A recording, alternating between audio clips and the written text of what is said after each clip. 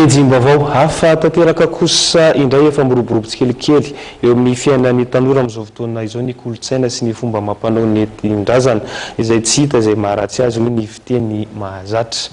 Mba hiainan'ny tanora tokoa ve izy ireny ary ahoana ny fomba fampitana izany amin'ny tanora? Dia jerentsika ny fanadidina afahantsika mamaly izay fanontaniana izay. Na dia efa mizotra amin'ny fomba fiainana moderna ao anatin'ny fanatontoloana azy Madagasikara dia tsy ataon'ireo mpitahiry ny fomba mampanao nentin-drazana akilapa kosa ny fampahafantarana ny fomba tena malagasy indrindra amin'ireo tanora ankehitriny.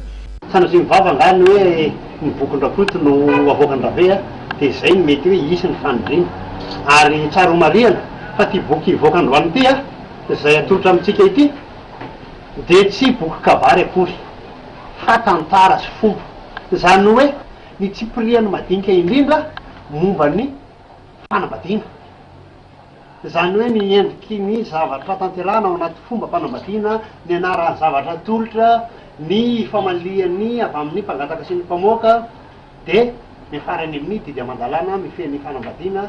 Tafiditra indrindra ao anatin'ny famaranana ny fankalazana ny fahafolo taona ny seapibihazana loharano izao famoahana boky mirakitra fomba mampanao malagasy momba ny fanambadiana izao. Dia izay ndray tompo kilasy tokovavy masakazona tolotra tamintsika tao anatin'ny vaovaon'ny fahitalavitra matv tamin'ity alina ity.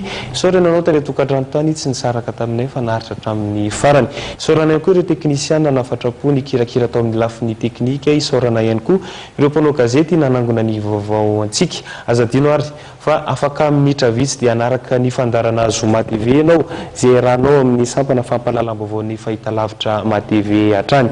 Ny tena kosa dia mametraka ny veloma mandrapitafa ho amin'ny manaraka indray.